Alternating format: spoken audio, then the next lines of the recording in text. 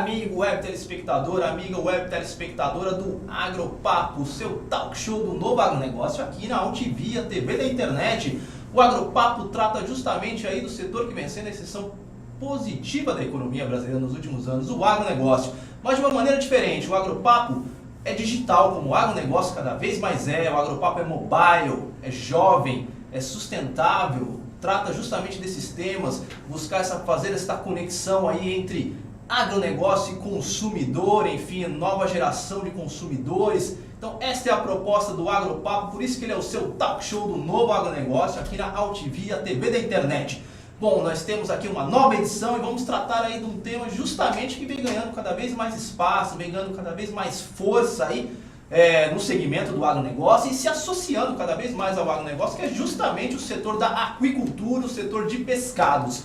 E para a gente poder falar mais sobre isso, eu trouxe aqui para conversar com os web telespectadores e web telespectadoras do Agropapo, justamente o Ricardo Torres da Seafood. Ricardo, como é que tá, prazer contar contigo aqui no Agropapo, meu caro. Prazer é meu.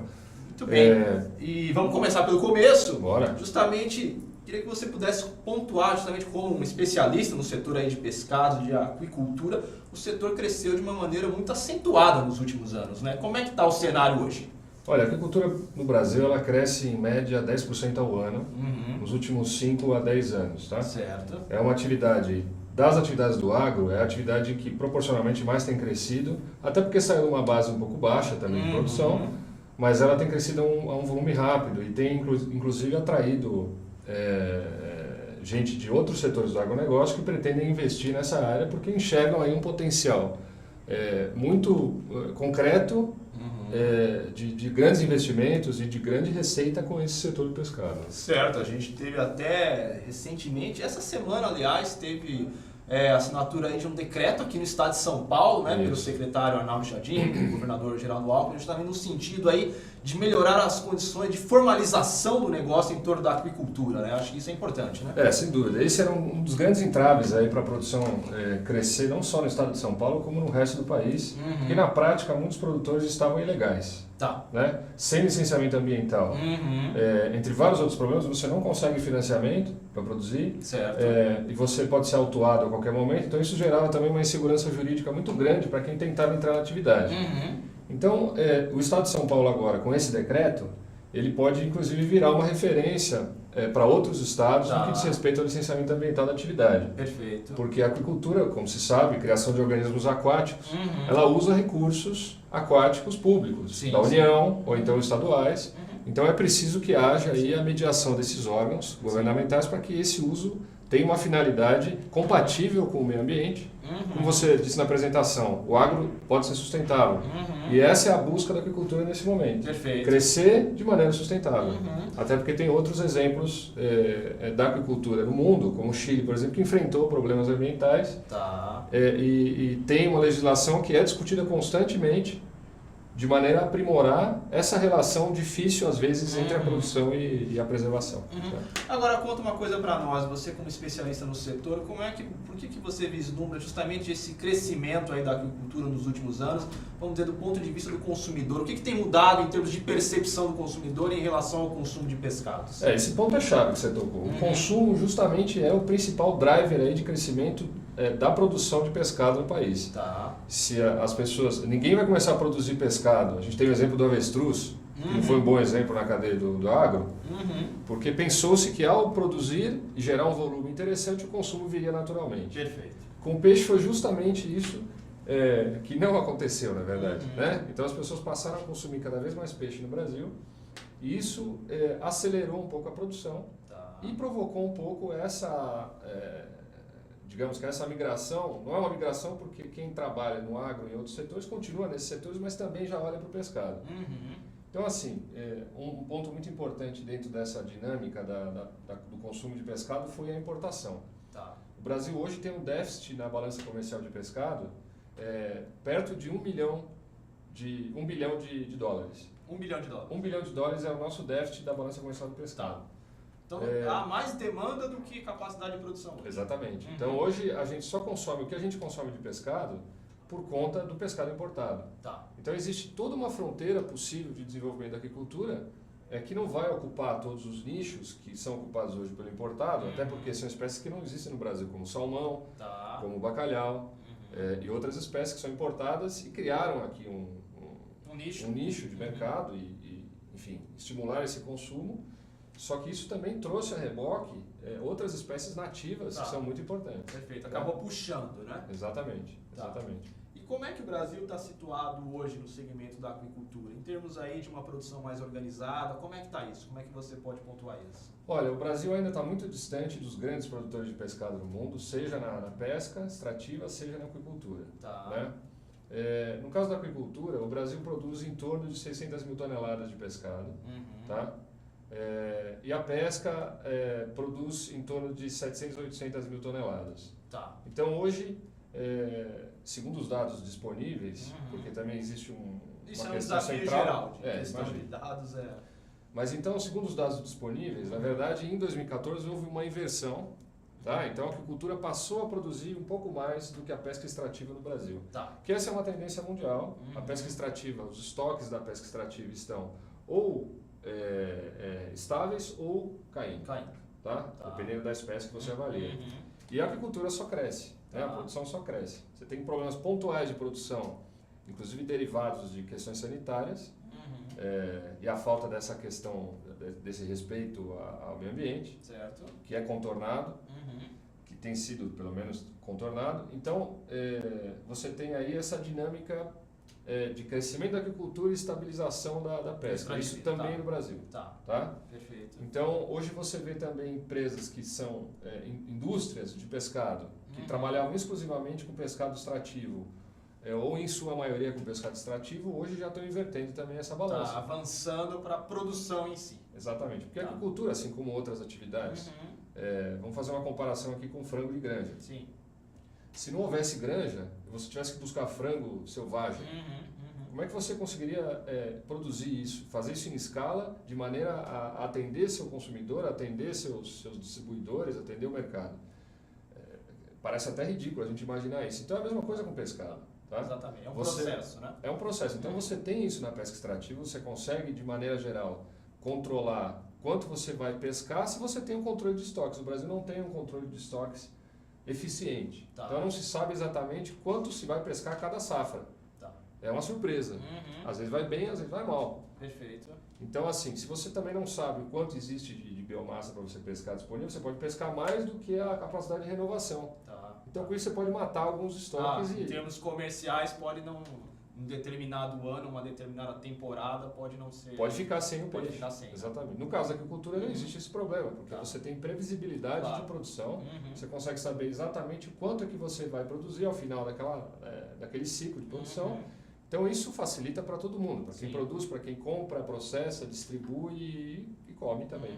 Bom, é um segmento, no fundo, que está em construção justamente pela demanda que está extremamente crescente nos últimos anos. Né? Exatamente. Muito bem, meu cara. A gente vai para o primeiro intervalo. Aí no segundo bloco eu quero falar mais contigo justamente das principais espécies que estão nessa nova aquicultura, vamos dizer assim, de produção, um pouco mais do desafio de agregação de valor, essa meio que falso dilema aí, peixe fresco, peixe produzido. E aí eu quero explorar isso mais contigo, ok? Tá bom, fechado. Bom, este é o Agropapo, o seu talk show do novo agronegócio aqui na UTV, a TV da internet. Quero convidá-los a acessar aí as nossas redes sociais. Acompanhe o Agropapo aí no Facebook, facebook.com/agropapo. Também no Twitter, @agro_papo. No YouTube, o canal oficial do Agropapo, além do canal oficial da UTV. Temos também o canal oficial do Agropapo, onde estão todas as edições, todas as nossas entrevistas, lá que é youtube.com/agropapo. Bom, nós vamos ao intervalo desta edição, nessa boa conversa aqui com o Ricardo Torres da Seafood. Voltamos já já.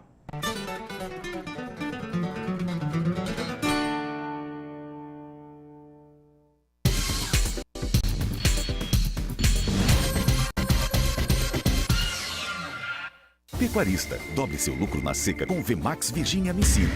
Veja o que especialistas dizem sobre esta tecnologia. E a Virginia Messina, na verdade, tem viabilizado um sonho de mudança da rentabilidade dos pecuaristas que participam conosco. Então, acho que a Virginia Messina é uma tecnologia que veio para ficar. Nós já temos vários clientes utilizando essa tecnologia com resultados fantásticos. Não dá para deixar de utilizar. Exija Virginia Messina no mineral do seu rebanho. Vemax Virginia Messina. A dose certa para produzir mais.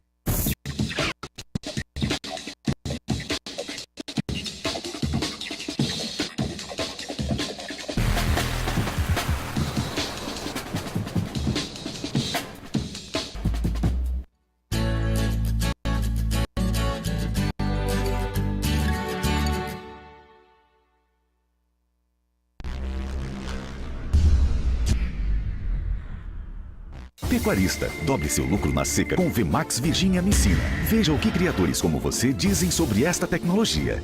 Hoje, a Virginia Messina, no meu sistema de produção, ela é indispensável. O que eu estou tendo de resultado é justamente utilizando a Virginia Messina. A Virginia Messina realmente dá resultado. Já tenho recomendado para vários pecuaristas. Demorou, errou. Viu como é simples? Exija Virginia Messina no mineral do seu rebanho. Vemax Virginia Messina. A dose certa para produzir mais.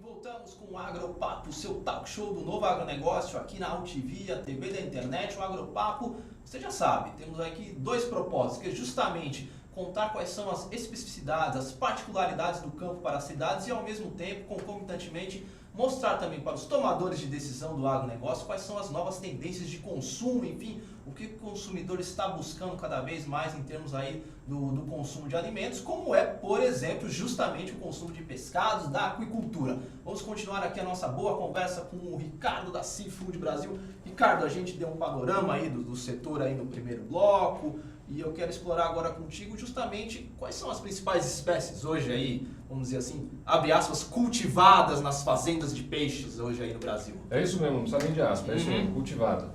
Olha, a principal espécie sem dúvida hoje no Brasil é a tilápia, tá? É a espécie que já veio para o Brasil com um pacote tecnológico muito avançado, então permitiu-se que uma vez introduzida aqui nos recursos hídricos do Brasil se desenvolvesse muito rápido, se adaptasse bem, facilmente, então foi realmente... Como o Nelore foi para o boi, a tilápia foi para a aquicultura. Então, hoje a maior produção, sem dúvida, é da tilápia. Tá. Mas nós temos aí toda uma fronteira, que são os peixes nativos brasileiros, como o tambaqui e seus híbridos, né? Você tem a tambatinga, o tambacu, que é o híbrido com o pacu, que também crescem muito, principalmente na região norte, centro-oeste. São Paulo é um grande produtor de tilápia, mas o Paraná ainda é o primeiro produtor de tilápia. Isso que eu te quero perguntar, quais são os principais polos, as principais regiões? Então vamos lá, por espécie versus polos. Então a tilápia, basicamente, Paraná, São Paulo, você também encontra no Nordeste uma produção interessante, mas basicamente está concentrado no Sul e Sudeste. Perfeito. Tá? Agora, os nativos, como eu estava dizendo, Norte e Centro-Oeste, você tem uma produção importante de tambaqui redondos, né? Peixes nativos redondos nessas regiões. Sim. E aí você tem também o camarão no Nordeste. Então o camarão seria a terceira força aí da aquicultura, concentrado basicamente no Rio Grande do Norte e Ceará, principalmente Ceará hoje é o maior produtor. Certo.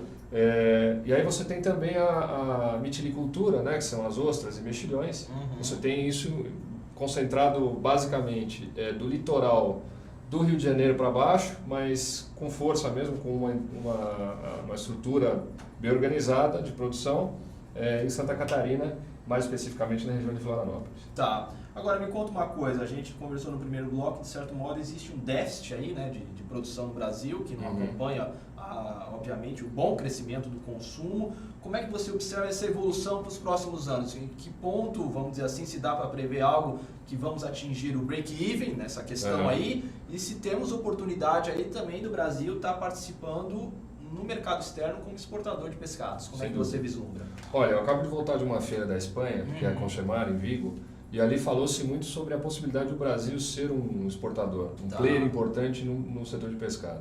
A FAO coloca o Brasil entre as maiores potências aquícolas do futuro. Perfeito. Mas como em outros setores, e como a gente ouve falar em muitas coisas no Brasil, é de futuro, é uma coisa de futuro. Para converter ou antecipar um pouquinho esse futuro, existe muita coisa sendo feita no setor, mas não muito para o mercado externo. Realmente o Brasil não tem uma boa preparação para se posicionar como um fornecedor interessante aí e relevante de pescado no exterior. Tá? Tá. Quais são os nossos desafios? Quais são os pontos aí, talvez em termos de políticas públicas até, que possam fazer com que deem uma organizada nessa cadeia produtiva? Olha, a primeira coisa é a produção. A produção realmente precisa ser mais organizada. Tá. Você precisa ter mais iniciativas como essa daqui de São Paulo, por exemplo, de ter um decreto regulamentando a atividade, porque hoje o produtor fica amarrado, porque realmente não pode colocar o peixe na água se não tem segurança jurídica. Então isso também inibe, inclusive, investimentos maiores. Né? Isso penaliza diretamente o pequeno e médio produtor, mas também os grandes que acabam não entrando na atividade. Tá. Então a primeira coisa é isso. Para competir em pé de igualdade com a China, que é um grande produtor de pescado, e com o Vietnã, por exemplo, que numa área muito pequena, que provavelmente cabe dentro do estado de São Paulo, eles produzem muito mais pescado na agricultura do que o Brasil inteiro. Tá, perfeito. Né? Então, a primeira coisa é a produção. Aí você tem também um trabalho de desenvolvimento da marca Brasil lá fora. Que isso, na verdade, tem em todos os produtos. Pois é. A gente está falando do problema talvez central do agro aí, né? Vender melhor o Brasil lá fora. Justamente. Não é só commodity, o pescado também... A maior commodity do pescado seria o filé branco, tá? O filé de pescado branco, não importa qual a origem, qual a espécie. Mas a commodity mundial do pescado é o filé branco e o camarão. Tá. Então o Brasil tem condições de participar disso com filé branco e com camarão. O Brasil pode vender tanto filé de tilápia, que já é um produto estabelecido lá fora, quanto filé de pirarucu, por exemplo, que é uma espécie nativa maravilhosa, que rende filés altos, que é bom para a gastronomia, que é bom também para o varejo. E com uma produção com volume suficiente, organizando a produção, você vai conseguir ter preços mais competitivos também. Né? E tem mercado? Tem muito mercado, sem dúvida. Porque o mundo quer comer mais peixe. Isso é uma tendência mundial também de valorização de uma proteína animal saudável. É dita como a proteína do futuro, né? Exatamente. Então, assim, hoje existe uma tendência de consumir mais pescado porque as pessoas estão em busca de alimentos mais saudáveis, de alimentos que tragam benefício além da questão da saciabilidade, né? De você ficar saciado com o pescado. Mas a saudabilidade também joga um papel importante nessa questão. Então o pescado, todo mundo sabe, ou pelo menos já deve ter ouvido, que tem ômega 3, que ele tem benefícios desde do feto até os idosos. Ele prevê mal de Parkinson, por exemplo, ele ajuda no desenvolvimento cerebral do feto, mas o pescado não é remédio. Né? O peixe é gostoso. Então você também tem que valorizar esses atributos, não só lá fora, como aqui dentro, que o peixe é saboroso. Sim. Mas intrinsecamente, justamente como você pontuou aí, na verdade o pescado ele já está muito bem associado com a questão da saúde, né? É um ponto que, no fundo, não precisa ser mais bem trabalhado de uma maneira profissional, mas isso já está enraizado na cabeça do consumidor, né? Isso. Peixe meio que saúde tem essa simbiose muito bem esclarecida, né? Claro, sem dúvida. Mas aí você tem desafios produtivos para popularizar esse consumo. Vou dar um exemplo. O tambaqui. O tambaqui ele é uma espécie deliciosa, inclusive recomendo a todos que se tiverem a chance de fazer um churrasco de tambaqui, eu recomendo. Mas o tambaqui ele tem uma espinha Y. E essa espinha Y é muito delicada justamente para essa questão da popularização do consumo. Você imagina a dona de casa que nunca comprou peixe ou que compra raramente. Comprou o tambaqui, ouvindo dizer que é muito gostoso. Vai preparar e ele tem essa espinha Y e o filho dela mastiga isso e isso gera um problema depois. Isso pode fazer com que viabilize o consumo de peixe dentro daquela casa. Isso disseminado e complica a situação do peixe. Tem um processo educativo também junto ao consumidor. Né? Mas por outro lado até de desenvolvimento produtivo mesmo. Existe a possibilidade com um estudo genético, está em curso, inclusive uma pesquisa nisso, que vai fazer o tambaqui ser produzido sem essa espinha. E por aí vai, só para dar um exemplo, tá? E aí a gente caminha para um ponto que é justamente tem o desafio de se agregar valor, né? De se vender o peixe sob a forma de outros produtos, né? Claro. Ou já do corte mais específico e tudo. Acho que esse é um caminho justamente para se popularizar cada vez mais, né? O que a gente já tem no mercado hoje? Tem até snack de peixe, né? Tem, sem dúvida. Tem até pururuca de tilápia, que o pessoal faz com a pele da tilápia. O peixe você aproveita tudo. Se o peixe também tivesse berro debaixo d'água, também aproveitava, assim como fazem com o gado, que dizem que aproveita até o berro. O peixe também se aproveita tudo, tudo que é vísceras e espinha, por exemplo, você consegue fazer farinha de peixe, você consegue fazer rações para outros animais, ração para pet, por exemplo. E aí o potencial de carne é muito grande e variações, né? Cada espécie você pode fazer muitas variações. Tá. Então hoje no Brasil o que tem disponível, e a indústria tem caminhado para isso, é oferecer porções menores, sem espinhas, pré-preparadas já, porque esse é um grande desafio, abrindo um parênteses aqui, que é como como preparar o peixe, saber preparar o peixe. Tá. O brasileiro em geral não sabe. Então facilitar esse consumo. Para tirar essa pecha do peixe, que ele tem que ser algo de especialista. O peixe não é para especialista. O peixe tem que ser para todo mundo. Então, por isso, a indústria tem buscado se desenvolver nesse sentido, alinhada até com as tendências lá fora. Já vão nesse caminho de pratos pré-prontos, pré-preparados, sem espinha, com molhos, com vegetais. Então, o Brasil tem caminhado nesse sentido. Já há alguns produtos no mercado com essa característica. Bacana. Bom, já é um bordão aqui, um grande chavão do Agropapo, que boa conversa acaba passando rápido. O que aconteceu hoje, em primeiro lugar, eu já quero deixar o convite para você voltar brevemente para a gente falar mais desse assunto. Fechado. Mas quero esclarecer um ponto contigo aí, até um falso dilema que existe aí no universo do consumo de peixe, que é essa questão aí, o que é bom é o peixe fresco, o congelado não é tão bacana. Como é que é isso? Eu quero justamente que você, como especialista, possa esclarecer isso com o consumidor até. Olha, o peixe fresco no Brasil é um dilema e não é uma convicção absoluta de que ele seja realmente fresco, justamente pelas condições de captura, né? Então, em geral, o peixe da pesca extrativa é vendido como fresco nas feiras livres e até nos supermercados. O problema é que esse peixe, não se sabe as condições em que ele foi pescado e armazenado dentro do próprio barco. E quanto tempo levou entre a pesca e a venda naquele ponto de venda. Sim, não tem a rastreabilidade, né? Não tem rastreabilidade. Então você tem uma dificuldade de saber se realmente aquele peixe está fresco. Você tem aquelas técnicas de você verificar se o olho está firme, se as guelras estão bem vermelhas e vivas, se o peixe, quando você aperta, não fica a marca de dedo. Essas técnicas são úteis. Mas se você fizer uma avaliação por aí do peixe fresco disponível, é bem capaz que o peixe não passe nesses testes, os peixes que estão por aí disponíveis. Então, o fresco é relativo, é difícil você encontrar fresco. A gente está aqui em São Paulo, onde o programa é transmitido, essa entrevista está sendo gravada também. Aqui em São Paulo é difícil você encontrar peixe fresco. Sim. Então você encontra até matérias por aí de veículos não especializados, falam muito sobre isso, a dificuldade de se encontrar peixe fresco. Por outro lado, o congelado, inclusive tem no Brasil peixes pescados, peixes oriundos da pesca extrativa, que são congelados a bordo. Tá. Que esses peixes têm uma duração, uma vida de prateleira muito maior do que o fresco, dito fresco, né?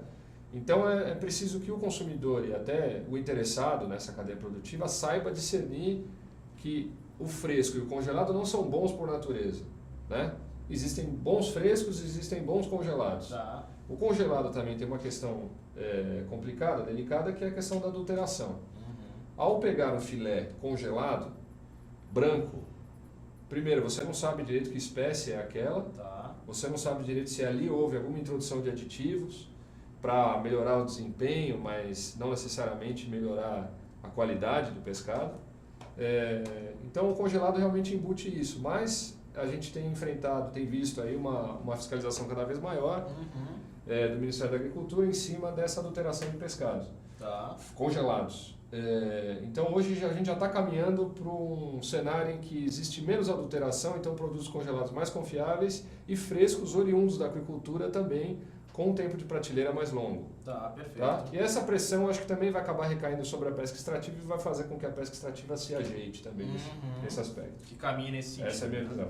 Tá, perfeito, meu caro. Bom, eu quero mais uma vez agradecer sua participação aqui, satisfação contar contigo, todo o seu conhecimento nesse segmento aí do pescado, da aquicultura, que para a gente fazer uma rápida síntese, é um segmento que tem muita oportunidade em termos de negócios individuais, né, e tudo mais, para o país em si, né, pode ser futuramente uma fonte de receita aí, em termos para a nossa balança comercial significativa, né, e para o consumidor, acho que, e para o setor privado, há um desafio aí um pouco mais de proximidade entre ambos, né, eu acho que a demanda é muito significativa e acho que tem um desafio, talvez até de comunicação mesmo, né, também do setor privado junto ao consumidor, para poder informar cada vez mais como é que funciona essa cadeia produtiva, quais são os benefícios e tudo mais, né? É isso, eu acho que para finalizar, o Brasil com 8 mil quilômetros de costa e com o potencial hídrico que a gente tem dentro do continente, não é possível que a gente tenha esse déficit na balança comercial. Realmente eu acho que é uma questão de reparar esse erro histórico e investir de vez no peixe, porque dá muito dinheiro. A produção por hectare de peixe é muito superior a qualquer outra proteína animal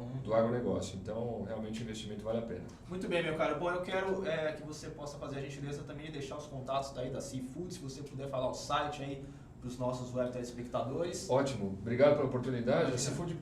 Seafoodbrasil.com.br, Brasil com S, é o nosso site. Ali você tem acesso à nossa revista. Vou até mostrar a revista aqui. A Seafood Brasil ela é uma publicação com 5 edições anuais e o nosso site complementa com notícias diárias. Temos uma newsletter também e, enfim, outras ações que nós fazemos aí para promover o conteúdo do mercado de pescado. Então, qualquer coisa você encontra lá no seafoodbrasil.com.br, inclusive os meus contatos, e fico à disposição para dúvidas e pautas e tudo mais.